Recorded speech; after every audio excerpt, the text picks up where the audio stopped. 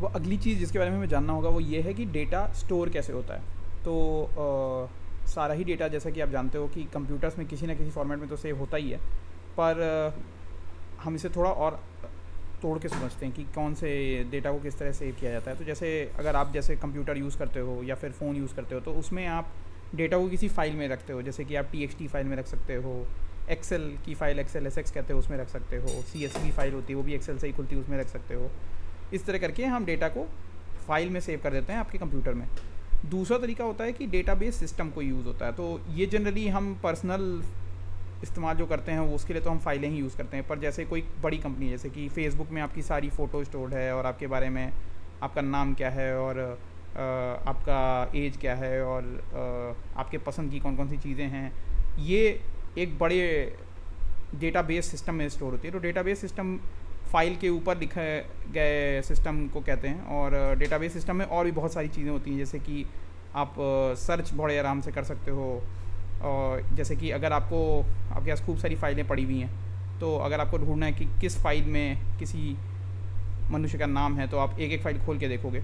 But database system में आप सीधा एक कमांड देके उसमें से वो स्पेसिफिकली डेटा निकाल सकते हो जिसमें उस मनुष्य का नाम है, फॉर एग्जांपल।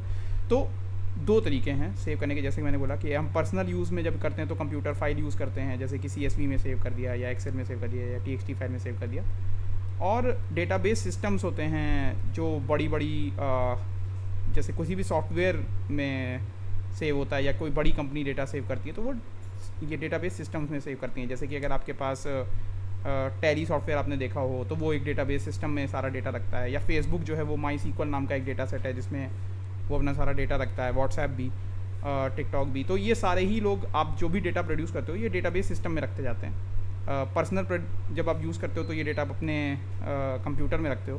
पर जो आप डेटा फेसबुक पे सेव करते हो, वो डेटा फेसबुक के कंप्यूटर्स पे सेव होता है, जिसे क्लाउड सिस्टम कहते हैं। तो कोई भी क्लाउड सिस्टम जहाँ भी फेसबुक का सर्वर फार्म होगा, वहाँ पे ये डेटा सेव होता है उनके डेटाबेस सिस्टम में।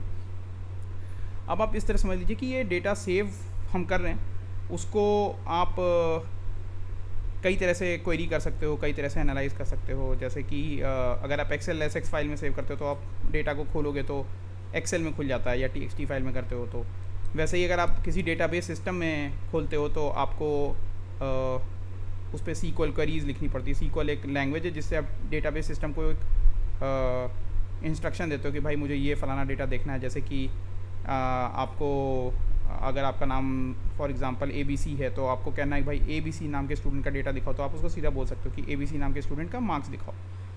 तो इस तरह से डेटा सेव होता है, क्वेरी होता है। अब यहाँ पे हम डेटा एनालिटिक्स जिन टूल्स की बात करेंगे वो भी डेटा सेव करती हैं और सेव किए हुए डेटा पे एनालिसिस करती हैं। सेव वैसे आप और भी तरह से कर सकते हो, जैसे कुछ नहीं तो आपने एक्सेल फाइल में हाथ से भी डेटा भर के आप टेक्स्ट सेव कर सकते हो, किसी सॉफ्टवेयर से सेव कर सकते हो। ये डेटा एनालिसिस टूल्स जो होते हैं वो भी एक्सेल फाइल में डेटा सेव कर देते हैं, आप जो एनालिसिस कर लेते हो उसकी।